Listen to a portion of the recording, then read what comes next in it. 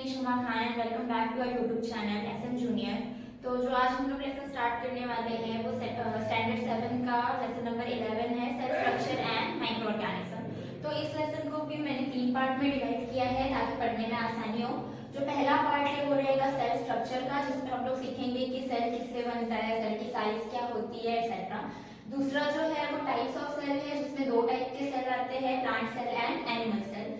Third है micro organism के बारे में पढ़ना है। तो ऐसे 3 पार्ट करके जो है वो हम लोग ये लेसन कवर करने वाले हैं।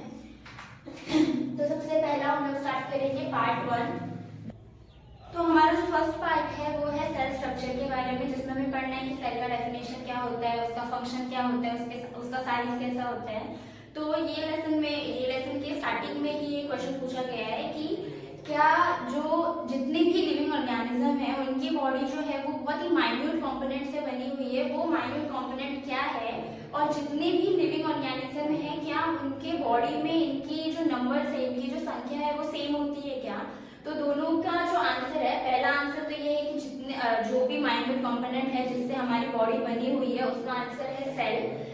और जो दूसरा क्वेश्चन है जो ये पूछा गया है कि जितने भी लिविंग ऑर्गेनिज्म है उनके बॉडी में सेल के नंबर सेम होते हैं क्या, तो नहीं, ऐसा नहीं होता, क्योंकि जो है वो एनिमल्स भी 2 टाइप में है, यूनिसेल्युलर है और मल्टीसेल्युलर है। मतलब ऐसे ऑर्गेनिज्म भी है जो सिर्फ एक सेल से बने हुए हैं और ऐसे ऑर्गेनिज्म भी है जो बहुत सारे सेल से बने हुए हैं।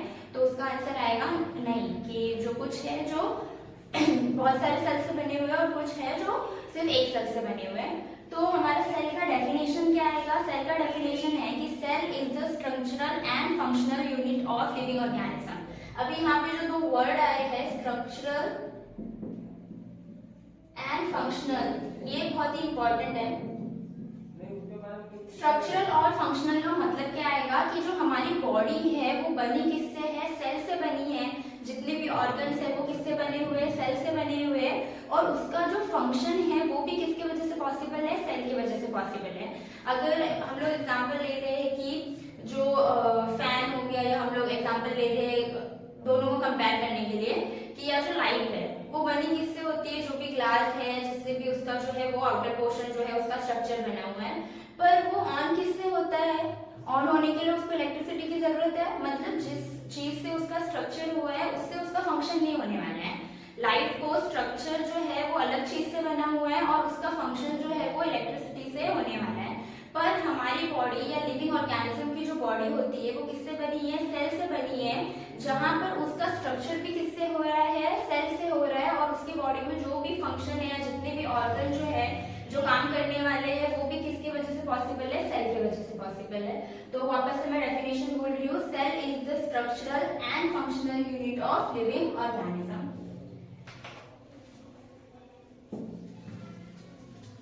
आई होप कि जो डेफिनेशन है वो क्लियर है।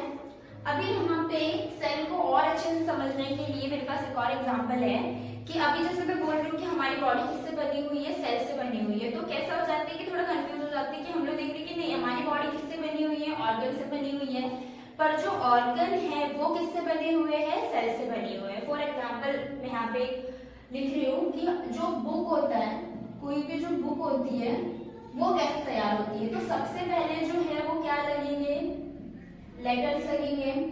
सेकेंड नंबर पे क्या आएगा, सेंटेंस आएगा। थर्ड नंबर पे क्या आएंगे, पैराग्राफ्स आएंगे। फिर जो है वो लेसन्स रहेंगे, चैप्टर्स रहेंगे, और फाइनली हम लोग के पास क्या तैयार हो जाएगा, एक बुक तैयार हो जाएगा। मतलब कोई भी बुक बनने के लिए इतने सारे प्रोसेस हो रहे हैं कि सबसे जो पहले छोटी चीज है लेटर्स है, ABCD जो हमारे लेटर्स है वो है, फिर उससे जो है सेंटेंस बनेगा, मतलब वर्ड्स बनेंगे, सेंटेंस बनेगा, पैराग्राफ तैयार होगा, चैप्टर बनेंगे, और फिर फाइनली जो है एक बुक तैयार होगी। अभी सेम प्रोसेस किसमें होता है, हमारी बॉडी में भी होता है। अभी हमारी बॉडी में सबसे पहला जो ओरिजिन है वो किससे बनने वाला है, सेल है हमारा। अभी जब सेल और सेल डिवाइड होते हैं तो क्या तैयार होता है, टिश्यू तैयार होता है, और बहुत सारे टिश्यू मिलकर क्या बनता है, ऑर्गन बनता है हमारे बॉडी का। उसके बाद बहुत सारे ऑर्गन्स मिलकर क्या तैयार होता है, ऑर्गन सिस्टम, और फिर ये ऑर्गन सिस्टम से हमारी क्या तैयार होती है, बॉडी। अभी यहाँ पे जैसे कि सेल है, सेल से क्या तैयार हुआ, टिश्यू तैयार हुआ, टिश्यू से क्या तैयार होगा, ऑर्गन, और ऑर्गन से ऑर्गन सिस्टम, और फाइनली ह्यूमन बॉडी। इस तरीके से जो है ह्यूमन बॉडी का प्रोसेस होता है।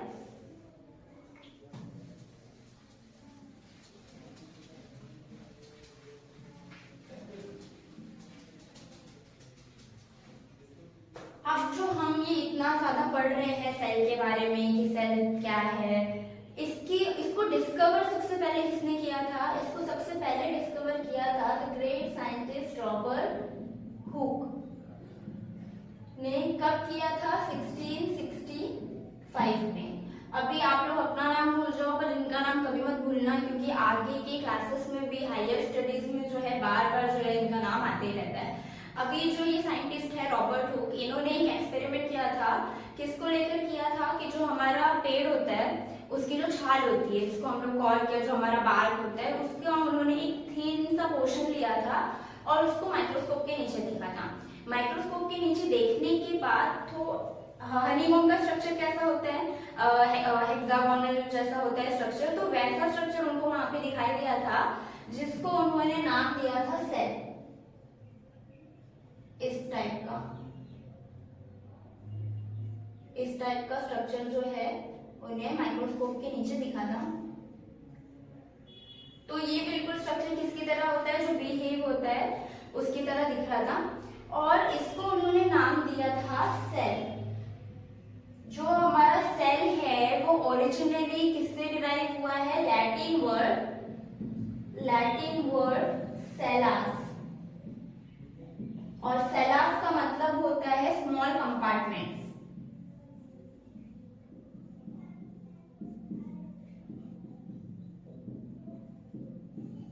Small compartments.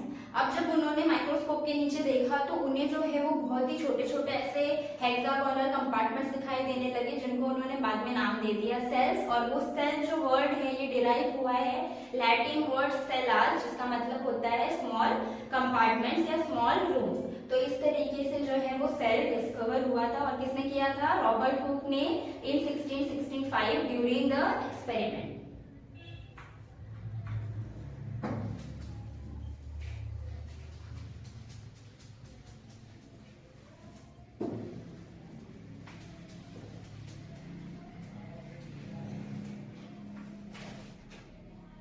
नेक्स्ट तीन थ्योरीज है। पहला तो है इन 1665 में जो एक्सपेरिमेंट हुआ, जिससे हमको क्या मिला? सेल मिला। सेकेंड जो है वो हुआ था 1838 में। दो साइंटिस्ट ने जो है वो थ्योरी दी थी कि जो सेल है, जितने भी लिविंग ऑर्गेनिज्म है, उनकी बॉडी किससे बनी हुई है? सेल से बनी हुई है। तो अभी जो ये तीन डेट्स है ये हम लोग को बहुत अच्छे से पता होनी चाहिए। पहला कि जब पहला हम लोग ने पढ़ लिया 1665 में जो है किसने डिस्कवर किया था सेल को? रॉबर्ट हुक ने, वो एक्सपेरिमेंट के साथ, जो मैंने अभी एक्सप्लेन किया। और जो दूसरा है वो है 1838 में एंड्रयू शिल्डन एंड थियोडोर। जो ये दो साइंटिस्ट है, इन्होंने एक थ्योरी दी कि जितने भी लिविंग ऑर्गेनिज्म है उनकी बॉडी किससे बनी हुई है? सेल से। और सेल ही हमारा क्या है? फंडामेंटल यूनिट है जितने भी लिविंग ऑर्गेनिजम्स है उनका। थर्ड जो है वो है 1885 में साइंटिस्ट रुडोल्फ ने क्या थियरी दी थी? उन्होंने ये बोला था कि जितने भी सेल्स है वो बने हुए होते हैं प्री एग्जिस्टिंग सेल से। मतलब किसी भी सेल की जो शुरुआत है, कोई भी लिविंग ऑर्गेनिज्म किससे बनता है? प्री एग्जिस्टिंग सेल से। तो हमको ये तीन जो डेट्स है, तीन जो ईयर्स है, और जो साइंटिस्ट के नेम है वो हमेशा याद रहने चाहिए। पहला 1665 में रॉबर्ट हुक ने एक्सपेरिमेंट से किसको डिस्कवर किया? सेल को डिस्कवर किया। दूसरा 1838 में, जिसमें एंड्रयू शिल्डन और थियोडोर, ये जो दो साइंटिस्ट, उन्होंने हम लोग को क्या दी? थियरी दी, जिसमें उन्होंने बताया कि सेल जो है वो हमारा लिविंग, जितने भी लिविंग ऑर्गेनिज्म है वो किससे बने हुए हैं? सेल से बने हुए हैं, और हमारा वो एक फंडामेंटल यूनिट है। मतलब उसके बिना कोई भी लिविंग ऑर्गेनिज्म एग्जिस्ट नहीं कर सकता। थर्ड जो है वो 1885 रुडोल्फ, साइंटिस्ट रुडोल्फ ने क्या बोला कि जितने भी सेल्स है, उन्होंने ये थ्योरी दी कि जितने भी सेल्स है वो बने हुए होते हैं एक प्री एग्जिस्टिंग सेल से। मतलब किसी भी सेल की या किसी भी लिविंग ऑर्गेनिज्म की शुरुआत किससे होती है? प्री एग्जिस्टिंग सेल से। तो ये जो तीन डेट है वो आप अच्छे से याद करके रखिए। नेक्स्ट है हमारा सेल मेजरमेंट, कि सेल का जो साइज है वो हम लोग कैसे देख सकते हैं या उसको कैसे मेजर किया जाता है, उसका यूनिट क्या होता है?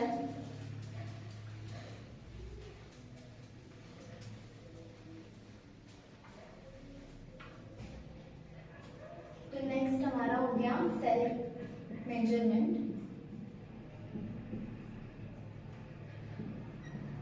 अब सेल को मेजर करने के लिए हमारे पास दो यूनिट्स है, या तो वो माइक्रोमीटर हो सकता है या तो नैनोमीटर। ये दोनों क्या है, सबसे स्मॉलेस्ट यूनिट है जिसमें हम लोग सेल को देख सकते हैं, क्योंकि सेल का जो कैरेक्टरिस्टिक है, सेल का डेफिनेशन हमें पता है कि सेल का डेफिनेशन क्या है, structural and functional unit of living organism. पर सेल को हम लोग ऐसे डायरेक्टली बेयर आइज से देख सकते हैं क्या? नहीं, क्योंकि उनका साइज जो है वो बहुत ही ज्यादा छोटा होता है, जिसके लिए हमें किसकी जरूरत पड़ती है? माइक्रोस्कोप की जरूरत पड़ती है। अब माइक्रोस्कोप में जब हम लोग देखते हैं सेल को, तो वो बिल्कुल वो सेम कंपार्टमेंट दिखाई देता है। और सेल का साइज हम लोग किस यूनिट से मेजर करेंगे? या तो माइक्रोमीटर से या तो नैनोमीटर से। अभी यहाँ पे सेल को, अगर हमको सेल का साइज देखना है कि वो कितना बड़ा होता है, तो उसके लिए भी एक एक्सपेरिमेंट है जिसमें ज्यादा कुछ नहीं लगेगा, जिसमें हमें सिर्फ क्या लेना है, एक ऑनियन जो है, ऑनियन का छोटा सा पीस लेना है, उसके स्किन को रिमूव करना है, और वो स्किन को हम लोग को किस पे रखना है? ग्लास स्लाइड पे रखना है। ग्लास स्लाइड पे रखने के बाद उसको थोड़ा सा मॉइस्ट करने के लिए हम लोग उसके ऊपर क्या डाल देंगे? थोड़ा सा वाटर डाल देंगे, और जो इसका सॉल्यूशन होता है, आयोडीन का सॉल्यूशन होता है, वो हम लोग जो है एक ड्रॉप डाल देंगे। उसके बाद जो कवर स्लिप होता है, वो कवर स्लिप को बिल्कुल ध्यान से लगाना है, क्योंकि अगर ध्यान से नहीं लगाएंगे तो उसमें क्या हो जाता है कि एयर आ जाती है, और फिर माइक्रोस्कोप में वो हम लोग को बिल्कुल भी अच्छे से दिखाई नहीं देगा, समझ में ही नहीं आएगा। तो बिल्कुल इस तरीके से लगाना है कि थोड़ा भी जो है एयर है उसके अंदर रहना नहीं चाहिए। उसके बाद जो है हम वो माइक्रोस्कोप के नीचे देखेंगे। माइक्रोस्कोप के नीचे देखने पर हम लोग को बिल्कुल ऐसा स्ट्रक्चर दिखाई देगा ऑनियन का, इस टाइप का, बिल्कुल बॉल के टाइप का दिखाई देगा।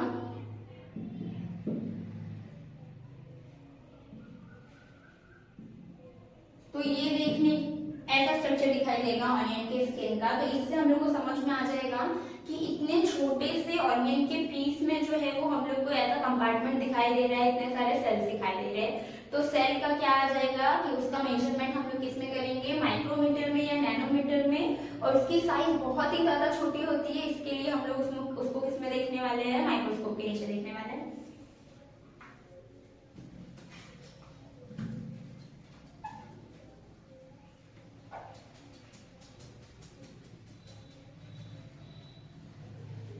नेक्स्ट जो है वो है सेल शेप। सेल का शेप कैसा होता है? क्योंकि जब हम लोग बहुत बार क्या होता है, कंफ्यूज हो जाते हैं कि हम लोग को ऐसा लगता है कि जितने भी सेल है वो सिर्फ एक ही टाइप के होते होंगे, वो सर्कुलर होते होंगे, या थोड़ा सा जो हेक्सागोनल शेप है वैसा होता होगा। पर ऐसा नहीं है, जितने भी सेल्स है बहुत ही टाइप के सेल्स है, और उसमें सबकी जो हम लोग देख रहे हैं शेप है या साइज है वो अलग है। क्योंकि अगर हम लोग रेड ब्लड सेल देख रहे हैं तो रेड ब्लड सेल कैसा होता है? बिल्कुल ही सर्कुलर शेप का दिखाई देता है। फिर जो हमारे मसल्स होते हैं, मसल्स में शेप जो होता है वो भी बिल्कुल कैसा, थोड़ा सा ऐसा इलोंगेटेड दिखाई देता है। फिर हमारे मतलब जो मेल बॉडी में जो स्पर्म है वो भी एक टाइप का क्या है? सेल है। और जो फीमेल बॉडी में जो एग सेल है वो भी एक टाइप का क्या है? सेल है। मतलब इतने सारे जो सेल्स है उनका जो शेप है या उनका जो साइज है वो एक टाइप का नहीं होता, वो अलग अलग होता है। बहुत सारे सेल हम लोग को सर्कुलर शेप में दिखाई देंगे, बहुत सारे थोड़े से इलोंगेटेड रहेंगे, या हम लोग बोल सकते हैं सिलेंड्रिकल शेप में रहेंगे। फिर अगर रेड ब्लड सेल हम लोगों ने देखा है तो रेड ब्लड सेल बिल्कुल कैसा दिखाई देता है? इस टाइप का होता है, ठीक है। और अगर हम लोग मसल्स का देख रहे हैं, ये क्या हो गया? आरबीसी का हो गया। जो मसल्स सेल्स हैं वो बिल्कुल ऐसे रहते हैं, इस टाइप का जो है वो मसल सेल्स रहते हैं। मतलब हम लोग की बॉडी जिससे बनी हुई है वो। फिर जो स्पर्म होता है उसका हम लोग को पता है कि उसकी बॉडी कैसे होती है, बिल्कुल इस टाइप की होती है। फिर जो एग सेल हो गया वो बिल्कुल किस टाइप का रहता है, इस टाइप का रहता है।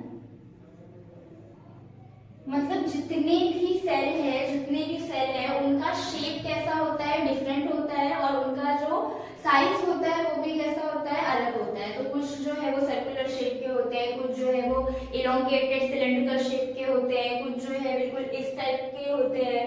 फिर हमारा जो स्पर्म सेल है वो भी थोड़ा सा अलग टाइप का है, और जो एग सेल है वो भी थोड़ा सा कैसा होता है, सर्कुलर शेप का होता है। तो इतने सारे जो सेल्स है उनका साइज और शेप जो है हम लोग ये नहीं कह सकते कि डेफिनाइट होता है, इतना इतना बड़ा होता है या सर्कुलर होता है, नहीं। जितने भी सेल्स है या जितने भी लिविंग ऑर्गेनिज्म में जो डिफरेंट टाइप के सेल्स है उनका शेप और साइज जो है वो अलग होता है। तो नेक्स्ट जो है वो